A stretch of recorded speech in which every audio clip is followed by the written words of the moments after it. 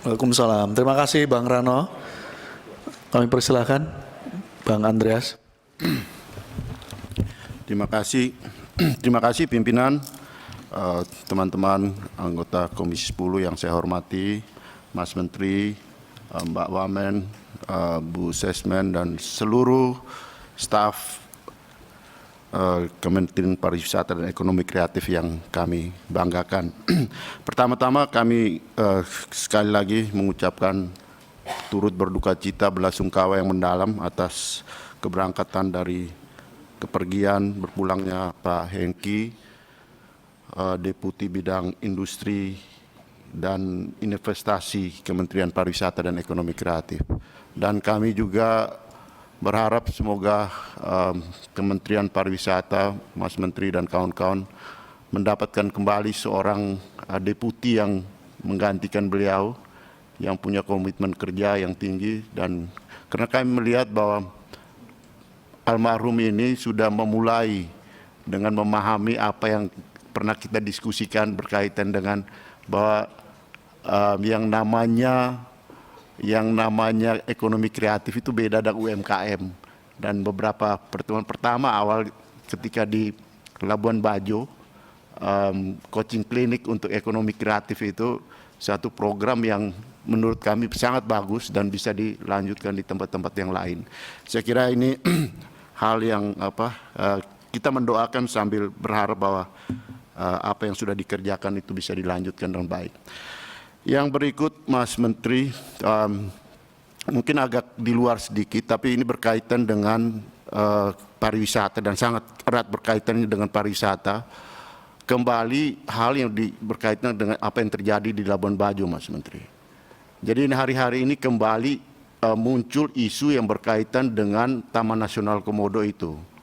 Karena surat dari Menteri KLH yang berkaitan, yang isinya jelas bahwa ada poin dari surat tersebut terakhir, ini saya bawa suratnya, ini memang bukan bidang kita tapi akan sangat erat keterkaitan dengan bidang kita, yaitu permintaan untuk dikaji ulang peraturan gubernur.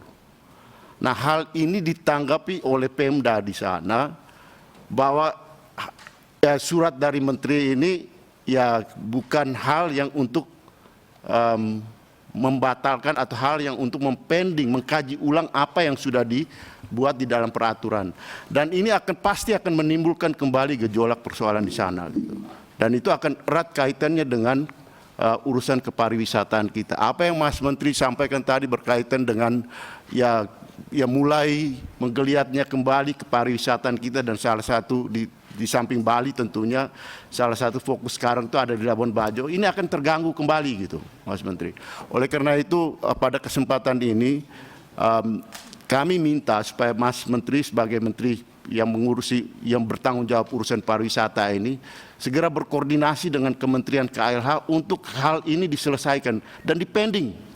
Di peraturan gubernur itu membuat banyak hal yang apa yang terjadi di Labuan Bajo ini akan kembali menimbulkan kericuhan.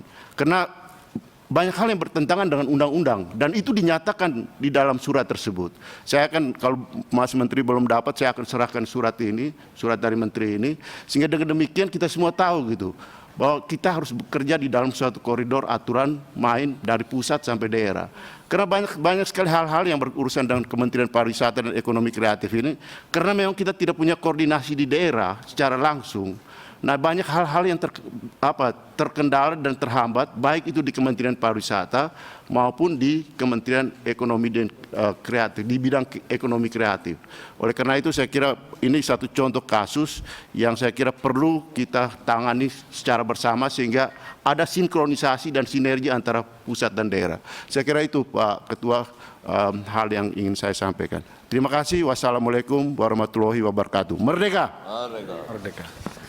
Terima kasih Bang Andreas. Pimpinan, Nanti disampaikan. Kami persilakan. izin pimpinan, terima kasih.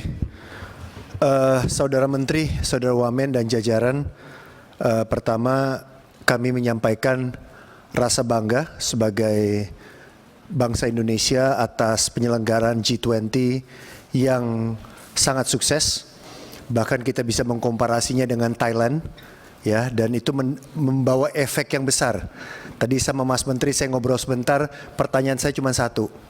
Ketika kepala negara pergi semuanya, masih ada yang tinggal nggak? Ternyata Mas Menteri bilang, Bang Putra yang tinggal masih lebih banyak dari yang pergi. Artinya kalau Amerika bawa 6 pesawat, yang pergi cuma 2, yang tinggal 4 pesawat. Jalan-jalan liburan ke Labuan Bajo dan ke tempat-tempat lain. Itu yang penting buat saya. Jadi saya nggak tanya lagi bagaimana di sana karena udah muncul.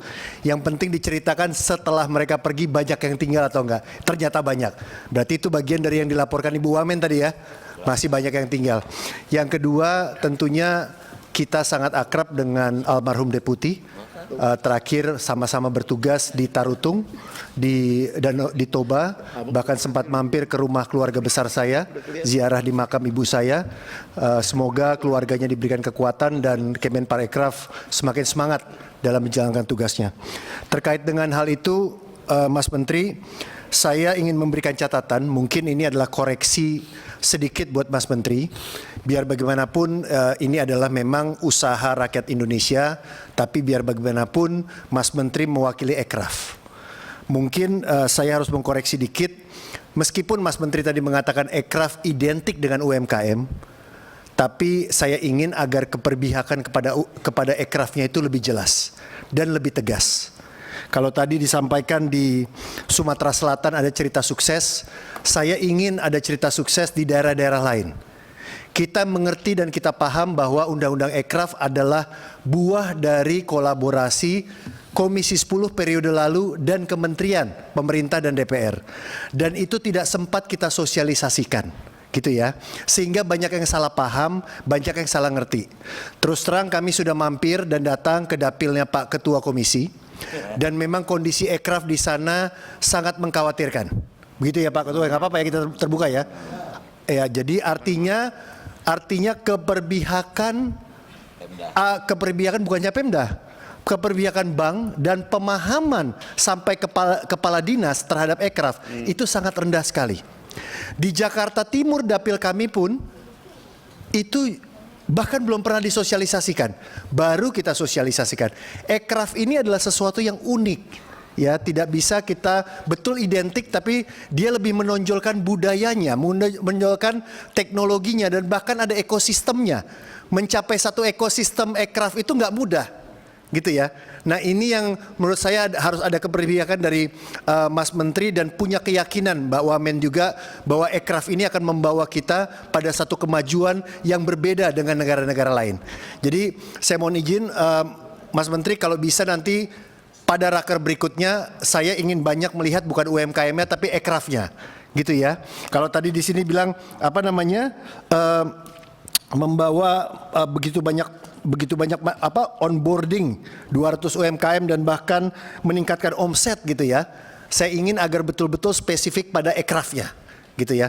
Dan yang terakhir adalah ini masalah karena saya pernah diundang sama Mas Menteri nonton Ngeri-Ngeri Sedap. Jadi saya harus ingatkan dari waktu ke waktu nih, ya kan, selain berprestasi, sorry Bang Rano, bukan Bang Rano ini baru dapat Lifetime Achievement Award, ya sebagai aktor kebanggaan kita, ya. Jadi Bang Rano kalau saya agak salah ngomong soal film ini tolong dikoreksi, tapi ini karya anak bangsa karena menonjolkan budaya dan menonjolkan wisata, ya. Dan saat ini masuk dalam seleksi Oscar untuk Academy Award tanggal 12 Maret 2023. Mas Menteri saya mohon izin, kalau ada waktu tolong panggil mereka.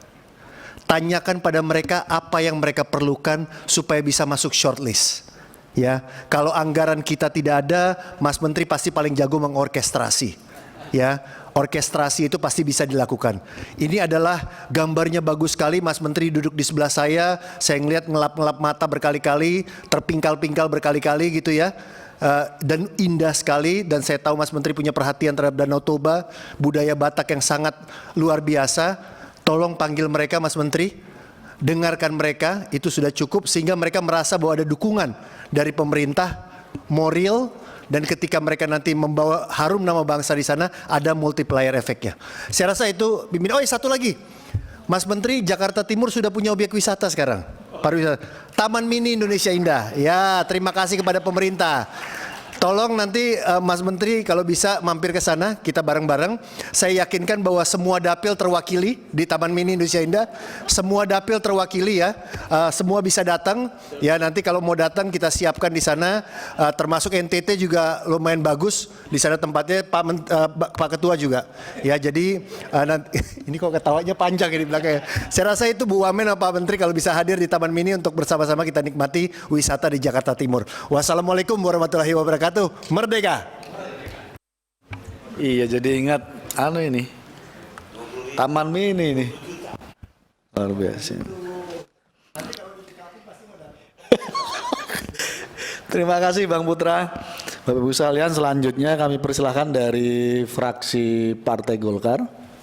Ya, saya sendiri. Ayo persilakan, Mas Pur. Karena sendiri nih. Bismillahirrahmanirrahim. Assalamualaikum warahmatullahi wabarakatuh. Pimpinan dan anggota Komisi 10 yang saya hormati, Mas Menteri, Bu Wamen, beserta jajaran yang saya hormati. Yang pertama, saya mengapresiasi atas kembali pulihnya pariwisata kita. Jadi hampir semua tempat wisata hari ini memang jumlah yang hadir itu cukup luar biasa. Walaupun kemudian memang kita masih melihat, Mas Menteri, kebiasaan-kebiasaan 2 tahun yang kita ajarkan itu kemudian hilang begitu saja gitu. Tempat cucian tidak ada, segala macam tidak ada semua. Gitu. Nah, terus kemudian scan barcode mengenai Peduli Lindungi juga tidak ada sama sekali di hampir sebagian besar tempat-tempat wisata. Mungkin ini perlu kita dorong lagi, kan? Jangan sampai kemudian kebiasaan yang sudah baik kemarin, setelah kemudian COVID dinyatakan sudah tidak ada, nyata kebiasaan yang kita ajarkan itu sama sekali ditinggalkan, gitu. Kembali ke sebelum adanya COVID. Itu yang pertama. Yang kedua, di halaman 14 ini ada pengembangan ekosistem ekonomi kreatif. Ada 4 kabupaten kota kreatif yang difasilitasi. Karena tadi Mas Menteri belum memberikan gambarannya, saya ingin tahu ini kabupatennya mana aja, modelnya seperti apa, mudah-mudahan bisa saya contoh nanti di dapil saya gitu Pak Mas Menteri. Jadi karena bagi saya memang ekosistem, ya, ekosistem apakah itu ekonomi kreatif atau pariwisata itu jawaban dari bagaimana kita bisa membenahi dunia pariwisata dan ekonomi kreatif. Saya minta nanti ada jawabannya. Yang selanjutnya terkait dengan PP 24 tahun 2022. Saya terima kasih, ini sudah Mas Menteri sudah membuat surat keputusan Menparekraf, kemudian sudah membuat tim teknis, termasuk juga ada beberapa langkah sosialisasi dan segala macam. Cuma pertanyaan saya ada 2. Pertama, terkait dengan tim penilai, Mas Menteri. Kalau saya baca dari halaman 20 sampai halaman 21, saya masih melihat tim penilai ini masih murni para bankir ini. Karena kalau kemudian kita menggunakan kekayaan intelektualnya gitu, kalau yang nilai masih bankir, saya khawatir ini masih tidak seperti yang kita harapkan nantinya. Jadi karena nilai intelektual itu kan berbeda dengan nilai material yang ada, misalnya kayak mangkok itu jelas kan gitu. Tapi kalau nilai intelektual itu kan tidak bisa kita serahkan ke para bankir, itu agak susah. Apalagi kemudian di halaman 23 terkait dengan KUR. Ya. Ini saya mau bertanya juga. KUR tanpa agunan 10 sampai 100 juta tanpa jaminan, kemudian 100 juta sampai 500 juta dengan jaminan tambahan. Maksudnya jaminan tambahan itu apakah jaminan tambahan karya intelektual atau apa itu? Kalau ini yang disampaikan oleh JK, berarti Mas Menteri ini seperti aturan sebelum, emang seperti ini aturan sejak awal. Kalau 10 sampai 100 tanpa agunan, di atas itu memang harus pakai agunan. Malah sebenarnya kalau dipraktek di lapangan, jangankan 100, 10 juta pun itu BPKB itu, BPKB motor itu sudah. Nah, itu prakteknya seperti itu. Nah sekarang kalau kemudian kita kolateralkan menjadi kekayaan intelektual, apakah kemudian setelah di atas 100 juta itu kita perlu tambahan karya intelektual lagi? Kekayaan intelektual lagi atau apa? Karena kan ini nggak bisa kemudian misalnya ketika ada seseorang punya karya intelektual tapi karya intelektualnya hanya dihargai misalnya 100 juta. Nah, padahal dia benar butuh di atas itu. Berarti kan dia perlu penambahan karya intelektual lagi untuk bisa memenuhi syarat dari yang diminta oleh pihak OJK. Nah, saya pikir ini perlu kita sikapi segera agar menyangkut kekayaan intelektual tidak bisa kita serahkan atau dalam perspektif dunia perbankan hari ini kan gitu. Ya. Nah, kan jadi sebenarnya belum ada kesepahaman antara pihak dunia industri perbankan dengan dunia tentang kekayaan intelektual ini. Kalau ini belum sama persepsinya, kita khawatir keinginan kita untuk memberikan peluang lebih besar kepada teman-teman ekonomi kreatif untuk mengembangkan usahanya menjadi terhambat hanya gara-gara kemudian ada regulasi di bidang perbankan yang tidak mengizinkan atau membuat pihak perbankan tidak bisa melampaui itu. Nah, ini menurut saya harus dipikirkan lebih lanjut gitu. Saya pikir itu pimpinan sebagai karena kemarin saya kebagian ke Cirebon, kota Cirebon, ya sampai sekarang pun mereka juga belum ada kesepahaman antara pemerintah daerah, perbankan segala macam, termasuk ada BI juga kemarin terkait dengan hal ini. Jadi sampai sekarang mereka juga masih jalan di tempat, belum sampai pada bagaimana membangun atau membentuk BLU terkait dengan ini di daerahnya masing-masing. Saya pikir itu pimpinan. Terima kasih. Assalamualaikum warahmatullahi wabarakatuh. Waalaikumsalam. Terima kasih Mas Purnomo dari fraksi Partai Golkar. Catatannya, ini yang saya ngeri-ngeri sedap ya Mas Menteri. Saya khawatir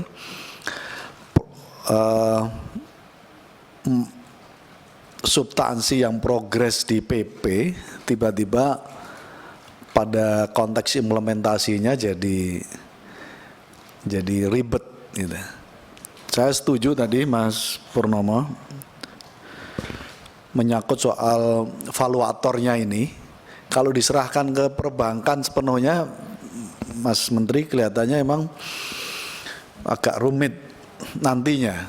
Takutnya jadinya terjebak pada hitung-hitungan yang agak berdiametral dengan dimensi kekayaan intelektual ini. Karena konten tadi itu yang dijaminkan, yang dijadikan kolateralnya. Padahal satu sisi sekali lagi ini sangat penting banget implementasi dari PP ini yang substansinya sudah luar biasa itu. Selanjutnya kami persilahkan Pak Sodik dari ayo Mas, kami persilahkan senior ini. Punten Pak Sodik. Terima kasih pimpinan, yang saya hormati pimpinan dan seluruh anggota komisi, Pak Menteri dan seluruh jajaran, turut berduka atas wafatnya Pak Hengki. Langsung saja Pak pimpinan, saya simak tadi yang disampaikan terkait dengan event G20 ya, sudah sangat membanggakan kalau kita dengar tadi. Ya kita tahu bahwa pesta G20 ini seperti ya kita menyambut tamu seluruh dunia. Tentu sebagai tuan rumah ya repot-repot berbenah ya. Pohon-pohon ditebangin ya, semua dibersih-bersihin lah, ibaratnya ada tamu dari jauh ya. Ya tentu dengan harapan kita menjadi tuan rumah yang baik, dipandang tadi indah ya, nyaman, sopan, ramah tamah ya, tadi disampaikan Pak Menteri. Kesan itu yang kita munculkan dengan datangnya tamu-tamu agung kita, dan tentu itu memerlukan biaya yang cukup banyak dan juga kerepotan yang luar biasa ya. Pada periode bulan-bulan kemarin itu kita nyari pejabat kementerian susah bener ya, semua sibuk ya, G20 ya. Artinya apa? Ini satu momen yang dipersiapkan ya, kalau saya bilang mungkin hanya untuk menyebut G20 saja gitu. Nah, apakah kita bisa menjaga momen ini atau keterindahan kita atau keramah tamahan kita, kemudian yang terbaik tadi itu yang sudah dinikmati oleh bangsa-bangsa lain bisa terjaga untuk waktu-waktu ke depan. Nah, ini yang saya perlu ingatkan kita bersama. Jangan cuma ada pesta aja terus kita bebenah ya. Habis itu piring kotornya pada ditinggalin ya. Masing-masing sibuk dengan urusan yang rutin. Nah, ini gimana Pak kita sama-sama menjaga momentum atau menjaga tadi kerapihan kita ya, destinasi kita semua ditampilkan kan kemarin yang baik-baik semua, itu pertunjukan yang luar biasa ya, ada berapa pertunjukan tadi ya, event-eventnya juga ratusan event. Nah, tapi nanti kalau orang-orang ini datang kembali, nah dia lihat yang kemarin kok nggak ada gitu, kok makanan yang enak kemarin kok tidak tersaji.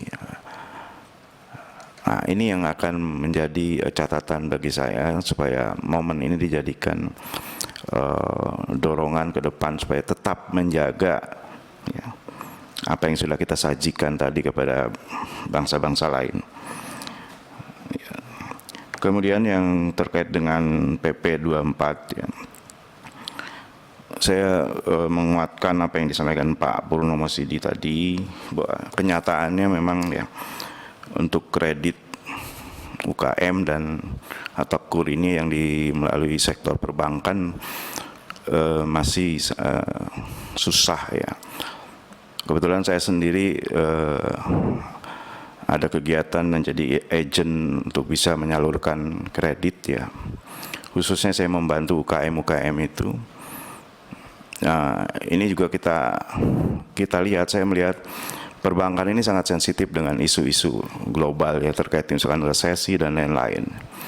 Jadi di awal Pak Menteri saya bisa diberi target menyalurkan 5 miliar satu bulan untuk UKM ini. Tapi tiba-tiba dipangkas hanya sekitar 200 juta. Jadi ini menjadi alasan adalah isu global. Jadi perbankan membatasi penyaluran kreditnya dengan sangat drastis ya. Mungkin bisa dicek juga nanti produk-produk perbankan lainnya menghadapi 2023 ya. Jadi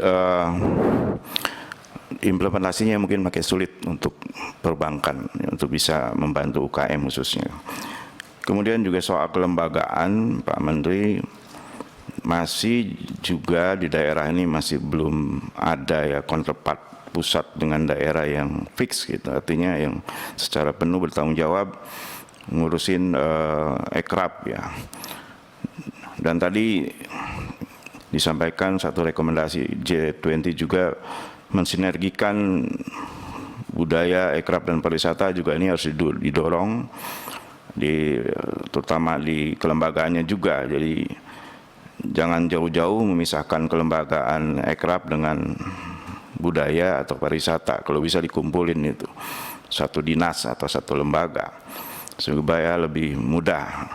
Nah, kalau sekarang kan pada kenyataannya banyak daerah yang memisahkan kelembagaan ini sangat beragam ya. Ada yang olahraga dengan budaya, ada yang olahraga dengan pariwisatanya, ada pemudanya dengan ekrabnya. Nah, ini diharapkan dengan rekomendasi dari pertemuan G20 ini bisa juga didorong kelembagaan kita di daerah bisa mensinergikan budaya, ekrab dan pariwisata. Lalu juga saya mengingatkan kembali, kalau undang-undang ekrab ini kan ingin menciptakan ekosistem parekrab yang baik. Sekali lagi saya menemukan juga di lapangan bahwa kita untuk perizinan saja para UKM itu, para usaha-usaha kecil ini mengurus NIB atau perizinan usaha yang berbasis risiko. Sampai saat ini aplikasi OSS itu masih sering hang, Pak Menteri. Dulu pernah saya sampaikan supaya berkoordinasi dengan Kementerian Penanaman Modal ya, OSS ini. Jadi prakteknya di lapangan ini malah lancar kalau kita beli dengan 3 juta rupiah. Itu saya sendiri mengalami. 2 bulan saya ngurus NIB, ya usaha kecil, tapi pas saya datang sendiri atau saya utus orang sendiri datang ke BKPM itu selesai dengan uang 3 juta. Ini kan nggak tercipta ekosistem kita, ini masih ada yang model-model begini. Nah ini mungkin di tingkat kelembagaan, kementerian dan lain nanti di atas perlulah didiskusikan supaya jangan ada PP, ada undang-undang tapi ya masyarakat taunya kredit pakai jaminan, taunya bikin NIB untuk usaha kecil saja sampai jutaan. Jadi tidak bisa kita menjamin masyarakat bisa menikmati atau bisa didorong atau dibantu dengan adanya undang-undang ini. Jadi sekali lagi menjamin PP 24 ini supaya berjalan oleh semua pihak ya, bukan cuma Kementerian Parekraf tapi juga lembaga-lembaga lain. Saya rasa itu dulu pimpinan. Terima kasih. Terima kasih Bang Noroji. Kami persilahkan selanjutnya. Ya. Terima kasih Pak Ketua, yang saya hormati rekan-rekan, yang saya hormati Bang Menteri, saya lebih suka menyebut Bang Menteri dan Mbak Wamenteri dan jajarannya yang saya hormati. Pertama-tama kami apresiasi atas prestasi yang luar biasa yang ditampilkan di halaman 9. Ini benar-benar atas kerja keras, kerja cerdas, dan doa Abang Menteri, Wamenteri, dan seluruh jajarannya. Yang kedua, mohon dijelaskan lebih rinci lagi follow up kerja ke depan atas dasar kinerja yang kata Bang Rano Karno tadi, atas dasar analisa kinerja selama ini, dan juga atas dasar manfaat yang diterima dari G20 tadi. Mohon jangan kehilangan momentum ya, di sisa waktu ini kita bekerja atas dasar manfaat dari G20 tadi dan juga atas dasar kinerja selama ini yang saya katakan tadi sudah luar biasa. Yang ketiga, mohon Mas Menteri, Bang Menteri klarifikasi tentang peran KI di dalam jaminan, ya, jaminan kredit itu. Apakah sudah clear dengan OJK atau belum? Jadi peranan kekayaan intelektual sebagai jaminan walaupun tentu saja tidak mengurangi aturan tentang 5C itu, karakter dan lain-lain. Yang ketiga, Bang Menteri, kalau boleh bisa dijelaskan tidak Pak kepada kami apresiasi para pemimpin negara tentang leadership presiden kita. Apa saja kalau boleh dirinci, syukur-syukur jika ada kekhasan apresiasi kepemimpinan terkait dengan pengembangan upaya usaha kreatif dan pariwisata. Saya kira itu saja dan izinkan saya menutupnya dengan pantun. Bercukurlah di lokasi yang tepat. Cakep. Tuhan akan tampil lebih bergaya. Cakep. Bersyukurlah atas prestasi dan nikmat. Tuhan akan menambah kalian berjaya. Terima kasih. Assalamualaikum warahmatullahi wabarakatuh. Salam. Terima kasih Pak Sodik. Selanjutnya kami persilakan dari fraksi Gerindra. Waktu habis ya. Saya perpanjang dulu. Oke. Sampai jam 12.45. Terima kasih pimpinan, seluruh anggota yang berbahagia, seluruh menteri, seluruh wamen, seluruh jajaran. Ada kaca dalam guci. Guci pecah jatuh ke sumur. Semoga kita banyak rezeki, selalu sehat dan panjang umur. Amin. Terima kasih semua, saudara menteri. Kami sangat mendorong ya anggaran kementerian ini diperbanyak karena income-nya luar biasa dari kementerian ini. Ya, kedua setelah pajak. Nah, tapi dalam laporan ini kita baca ini baru terpakai 77,42%. Ini tinggal dah last month. Bagaimana bisa menghabiskan itu supaya nanti ya, minta banyak-banyak yang ada yang nggak dihabisin gitu kan. Jangan sampai terjadi. Ya, mudah-mudahan lah dalam waktu yang singkat ini bisa diselesaikan semuanya.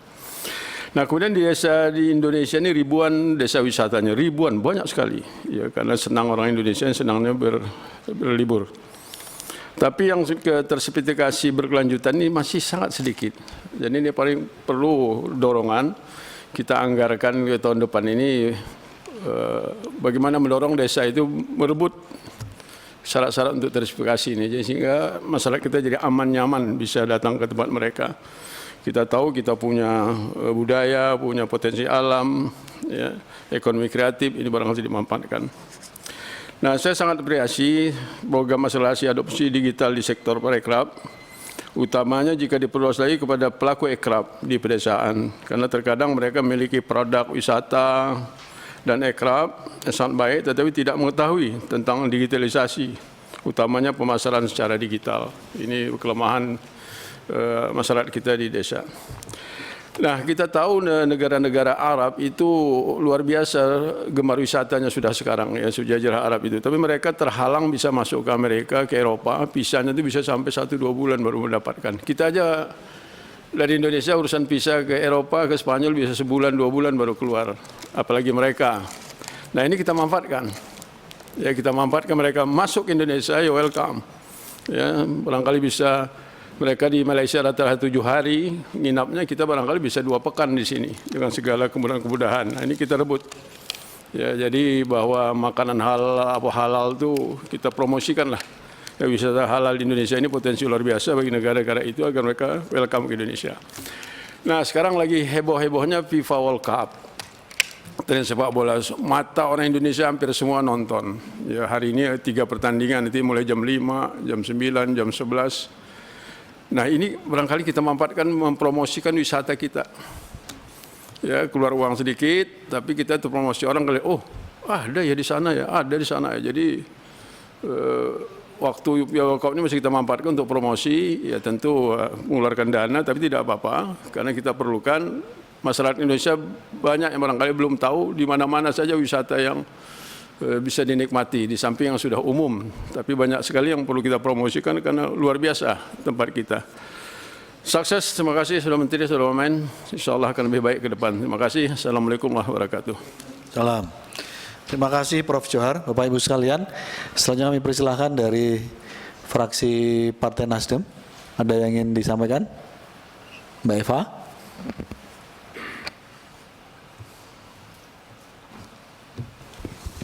Terima kasih pimpinan. Assalamualaikum warahmatullahi wabarakatuh. Salam sejahtera bagi kita semua. Om Swastiastu, Namo Buddhaya, salam kebajikan, salam Indonesia sehat, salam restorasi.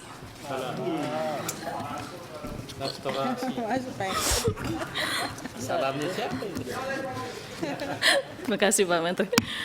Yang saya hormati pimpinan Komisi 10, beserta Bapak Ibu anggota Komisi 10. Yang saya hormati Mas Menteri, Mbak Wamen beserta para jajarannya dari Kemenparekraf. Kami ingin menyampaikan beberapa hal terkait dengan rapat kerja pada pagi ini. Walaupun tadi Pak Menteri, Mas Menteri sudah menyampaikan terkait dengan target dan capaian kinerja dari Kemenparekraf tahun 2022 yang tentunya luar biasa dan mengalami peningkatan.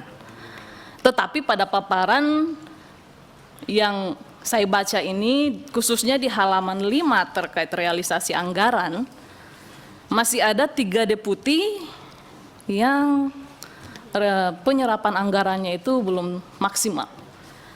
Deputi Sumber Daya dan Kelembagaan, Deputi Bidang Industri dan Investasi, dan juga Deputi Bidang Pemasaran. Untuk itu harapan kami dari fraksi Nasdem tentunya, kami berharap agar Kemenparekraf bisa melakukan upaya atau langkah-langkah strategis agar pelaksanaan program kerja kegiatan di tahun 2022 ini dapat terrealisasi dengan baik. Karena seperti yang kita ketahui tahun 2022 ini sisa 1 bulan lagi. Oleh karena itu sekali lagi harapan kami agar ketiga deputi tersebut target sasarannya bisa tercapai dan anggaran dapat terserap dengan lebih optimal. Dan terkait implementasi peraturan pemerintah nomor 24 tahun 2022 tentang ekonomi kreatif, tentunya ini merupakan ketentuan pelaksanaan yang memiliki tujuan untuk memberikan kemudahan bagi para pelaku usaha ekonomi kreatif agar dapat mendapatkan berbagai fasilitas yang disediakan yang telah diatur dalam peraturan pemerintah ini. Oleh karena itu kami sekali lagi mengharapkan kepada pihak Kemenparekraf seperti yang disampaikan Ibu Wamen tadi, bahwa sudah dibentuk Pokja dan tim teknis yang dibentuk oleh masing-masing deputi terkait dengan implementasi PP nomor 24 ini. Kami harapkan agar sosialisasi ini terus berkesinambungan, terus berlanjut kepada masyarakat luas, khususnya para pelaku ekraf yang ada di Indonesia. Agar para pelaku ekraf ini betul-betul bisa tahu, mereka bisa mengetahui manfaat apa dari kebijakan ini dan mendorong masyarakat untuk lebih kreatif lagi. Jangan hanya di daerah-daerah seperti yang dipaparkan tadi, Pak Menteri, Mbak Wamen, sosialisasi dilakukan di berbagai daerah, tapi kami harapkan agar daerah 3T ini untuk lebih dioptimalkan lagi sosialisasinya. Karena memang di daerah-daerah seperti ini, 3T ini banyak sekali pelaku ekonomi kreatif yang mungkin belum tahu terkait dengan adanya PP nomor 24 tahun 2022 ini tentang ekonomi kreatif. Sekali lagi, kepada Pokja dan tim teknis, harapan kami untuk terus bersinergi agar betul-betul apa yang kita harapkan bersama terkait dengan implementasi dari PP nomor 24 tahun 2022 tentang ekonomi kreatif ini bisa betul-betul tersampaikan, bisa dipahami oleh masyarakat yang ada di Indonesia ini. Dan terakhir dari saya, tentunya saya sangat mengapresiasi dan bangga kepada pemerintah dalam hal ini Kemenparekraf dalam penyelenggaraan kegiatan G20 di Bali yang memberikan dampak positif bagi para pelaku usaha ekonomi kreatif mulai dari pelaku UMKM sampai pengusaha besar dan sehingga dapat menyerap banyak tenaga kerja dan mengurangi pengangguran. Sekali lagi sukses selalu buat Kemenparekraf, Pak Menteri, Mbak Wamen beserta para jajarannya. Mungkin ini yang bisa saya sampaikan dan mungkin masih ada tambahan dari Kang Aam. Saya akhiri dengan terima kasih. Wassalamualaikum warahmatullahi wabarakatuh. Salam sejahtera bagi kita semua. Salam restorasi. Mas Aam, terima kasih Mbak Eva. Silakan Mas Aam. Baik, terima kasih. Assalamualaikum warahmatullahi wabarakatuh. Selamat pagi menjelang siang hari. Terima kasih pimpinan Kang Huda dan terima kasih juga kepada seluruh sahabat-sahabat anggota Komisi 10. Yang saya hormati, saya banggakan Mas Menteri, Mbak Wamen dan seluruh deputi dan yang lainnya yang hadir pada raker hari ini. Yang pertama, saya juga atas nama Komisi 10 ikut berduka cita yang mendalam atas wafatnya Pak Hengki. Mudah-mudahan Pak Hengki menjadi penghuni surga Tuhan Yang Maha Kasih dan keluarga yang tinggalkan juga tabah dan sabar dalam menghadapi cobaan ini. Pergi ke Bali menghadiri G20, diskusi dan ngopi dengan utusan dari berbagai negara. Saya bangga dengan Menparekraf yang semakin ampuh memasarkan parekraf dengan semangat membara. Mas Menteri, saya juga atas nama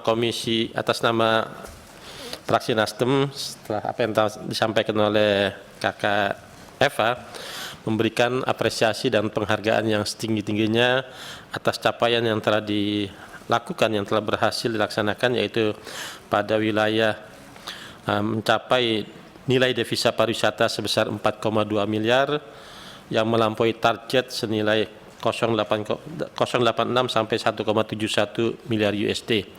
Walaupun target ini masih agak kurang, tapi saya kira dengan semangat yang membara tadi, insya Allah di tahun 2023 apa yang menjadi kekurangan ini akan terlampaui dan menjadi kebanggaan buat kita semua dalam memasarkan dan menyerap aircraft yang ada. Yang kedua, saya juga memberikan catatan bagus terhadap target nilai tambah ekonomi kreatif dengan jumlah tenaga kerja pariwisata, jumlah tenaga kerja ekonomi kreatif, capaian jumlah wisatawan Nusantara dan sebagainya. Nah, mudah-mudahan seperti apa yang tadi disampaikan oleh teman-teman terdahulu, capaian baik ini apalagi tadi kita telah sukses dengan G20 ini, mudah-mudahan apa yang menjadi harapan kita bersama bahwa tidak selesai di situ saja. Nah, G20 ini menjadi spirit buat kita semua untuk memperbaiki dengan apa yang telah, dengan yang kekurangan yang belum kita bisa laksanakan. Salah satunya adalah saya banyak melihat bahwa seperti sering kita diskusikan di Komisi 10 ini tentang persoalan destinasi wisata religi. Nah, ini menjadi hal yang paling penting sekali buat kita bisa laksanakan. Karena apa?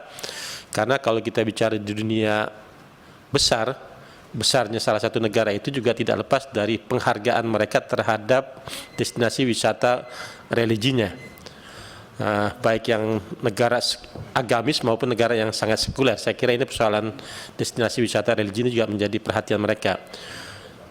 Persoalan maintenance-nya, terus daya dukung pendanaannya dan segala macamnya, yang itu menjadi destinasi wisata. Dan kita di Indonesia yang juga negara agamis datang jauh-jauh ke negara Eropa juga karena melihat tokoh-tokoh makam-makam para leluhur mereka yang ada di negara tersebut.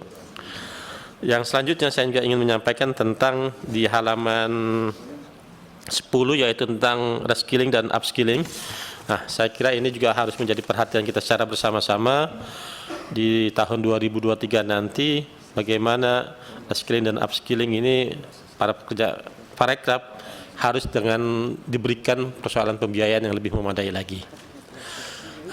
Mobil khusus saya kira kepada persoalan-persoalan teman-teman yang punya kebutuhan khusus, disabilitas, ini juga harus ada kreativitas tersendiri dari Kementerian Pariwisata bagaimana kita bisa melibatkan mereka untuk bisa menumbuh kembangkan pariwisata yang ada di Indonesia. Saya kira itu tambahan dari saya, mungkin Kakak Tina menambahkan lagi. Terima kasih. Wallahul muwaffiq ila aqwamit thoriq. Saya ikut Kakak Eva, salam restorasi. Terima kasih Mas Aam. Selanjutnya kami persilahkan Ibu Tina. Terima kasih pimpinan.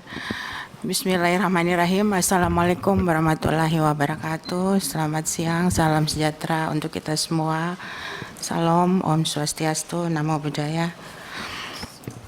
Yang saya hormati pimpinan Komisi 10 beserta teman-teman Komisi 10, yang saya hormati Mas Menteri Kemenparekraf dan Mbak Wamen beserta jajarannya.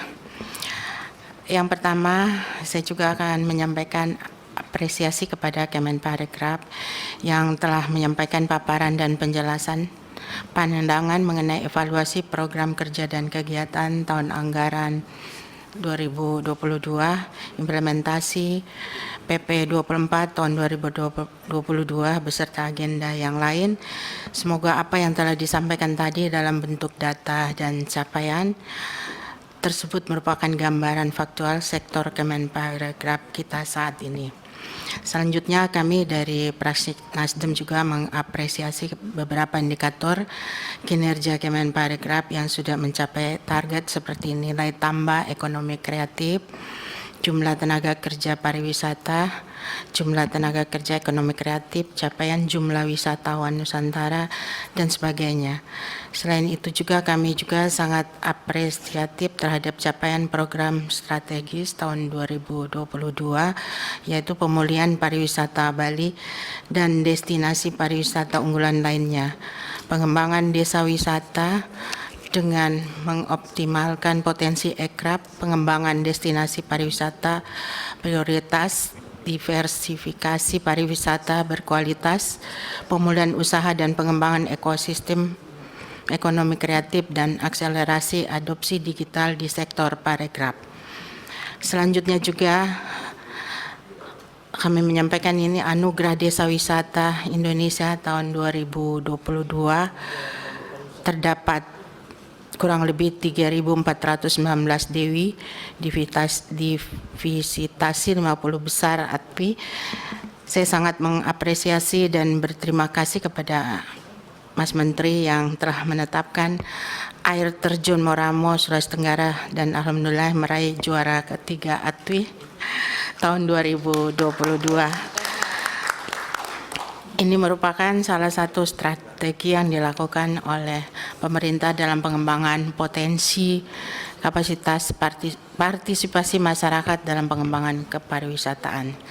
Saya juga berharap program ATMI ini tidak hanya berhenti pada penganugerahan, namun juga ada kebijakan program susulan terhadap desa wisata yang telah mendapatkan penganugerahan dalam bentuk dukungan kebijakan, anggaran, infrastruktur pada tahun berikutnya. Dan selanjutnya juga kami ingin menanyakan sejauh mana meningkatkan frekuensi maskapai penerbangan, fokus pariwisata dan ekonomi kreatif yang berkelanjutan dan berkualitas setelah adanya G20 ini, khususnya daerah Sulawesi Tenggara pada penerbangan ke Wakatobi yang terhenti. Mungkin itu saja Mas Menteri yang dapat kami sampaikan. Terima kasih pimpinan. Wassalamualaikum warahmatullahi wabarakatuh. Waalaikumsalam. Terima kasih Bu Tina. Mewakili dari fraksi Partai Nasdem, tadi sampaikan semuanya hadir. Selanjutnya kami persilakan dari fraksi PKB.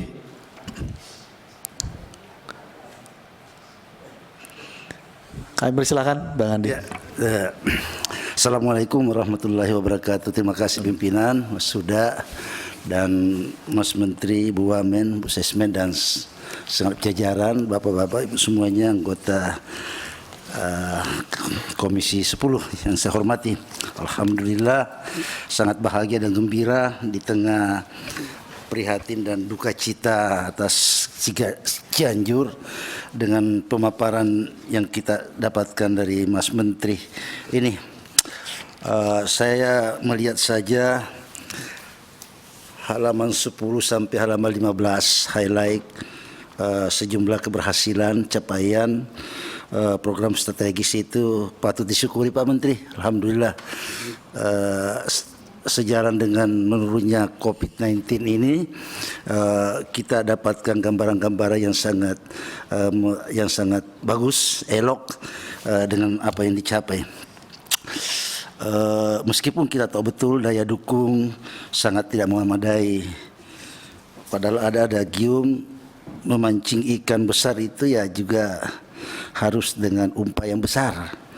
Pasti Pak Menteri sebagai pebisnis sebelum jadi menteri paham betul tentang ini.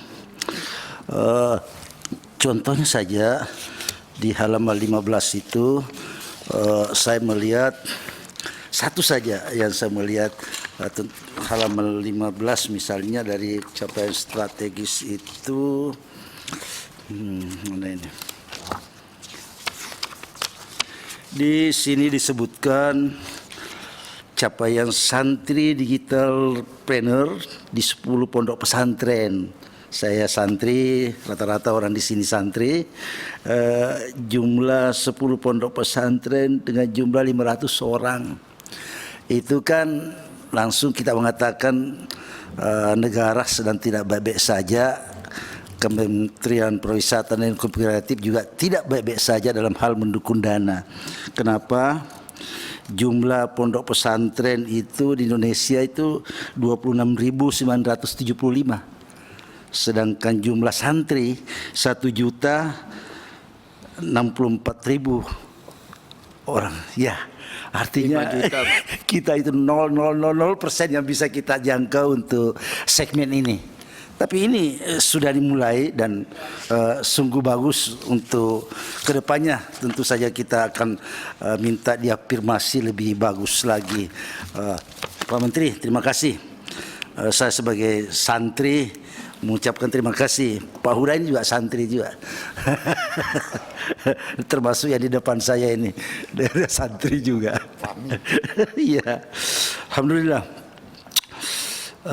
Yang kedua tentu saja yang ingin saya sampaikan tentang bersyukur PP nomor 24 2022 itu sudah kita ada di tangan kita masing-masing. Ini berkat usaha, kemauan, girah dari kita semuanya, maka sudah hadir itu namanya PP nomor 24.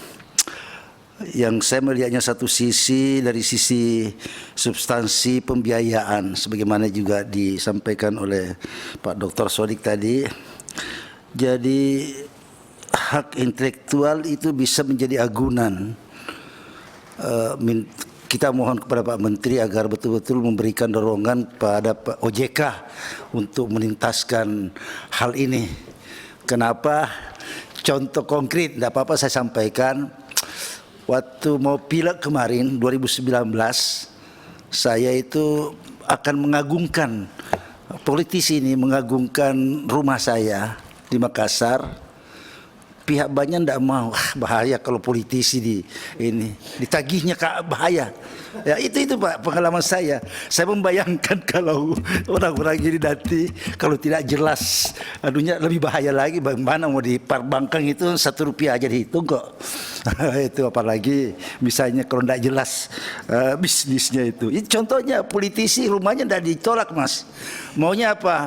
PPKB mobil. Kalau rumah tidak mau. Itu tolak, bahaya politisi kalau ditagih katanya. Itu. Jadi usulan saya supaya OJK betul-betul diafirmasi. Pak Ketua juga yang sudah menyampaikan ini di acara Kunspik kita kemarin di Kerawang, karena muncul ini Pak, muncul di Kerawang Kunspik ini. Itu yang kedua ingin saya sampaikan.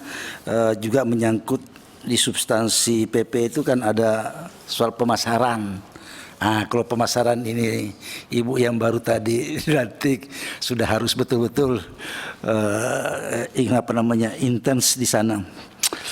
Cuma satu catatan saya lagi Pak Menteri, meskipun PP-nya sudah keluar, tapi undang-undangnya sendiri yang nomor 24 juga itu tersosialisasinya belum maksimal.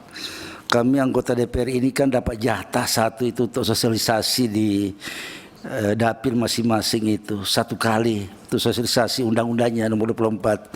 Nah, saya melihat waktu kita melaksanakan sosialisasi itu teman-teman pemangku ekrab itu juga belum paham banyak tentang ini. Jadi mudah-mudahan tahun depan ini atau tahun berjalan itu sosialisasi ini diperbanyak lagi.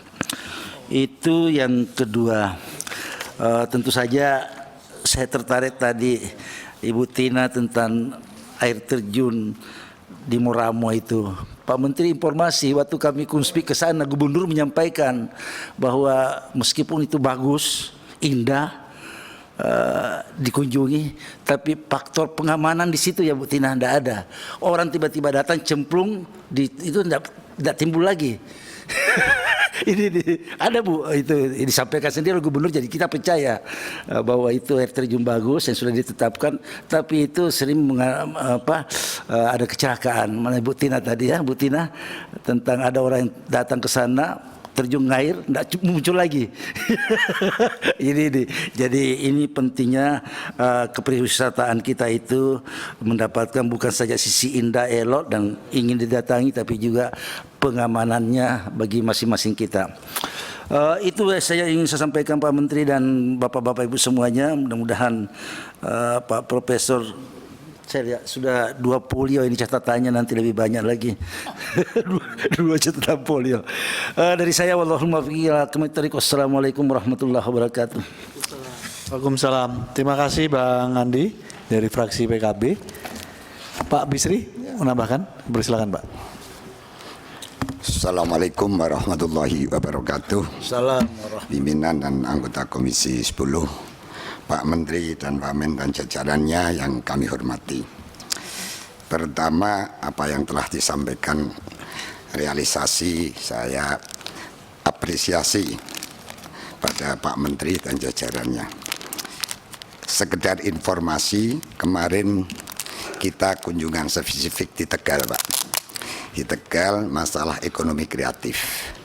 Memang yang ditampilkan itu ada batik, ya sedikit aja hal-hal yang berkaitan dengan ekonomi kreatif. Setelah saya keluar masuk Adiwarna, kemudian saya lihat ternyata di situ itu potensi ekonomi kreatif besar sekali. Bahkan ada beberapa toko walaupun itu ngambilnya import, termasuk ya bahan kringkel airport itu satu hari bisa 50.000 sampai 100.000 yar, Pak. Nah, tapi ini tidak tercatat. Oleh sebab itu mengapa ekraf di Tegal belum dapat dioptimalkan padahal potensinya sangat besar. Apakah Kemenpar sudah melakukan pendataan? Ini luar biasa. Jadi saya lewat ke Adiwarna itu satu hari beberapa toko itu bisa 100.000 yar per hari, Pak. Dan itu tidak pernah dilaporkan oleh Kraf.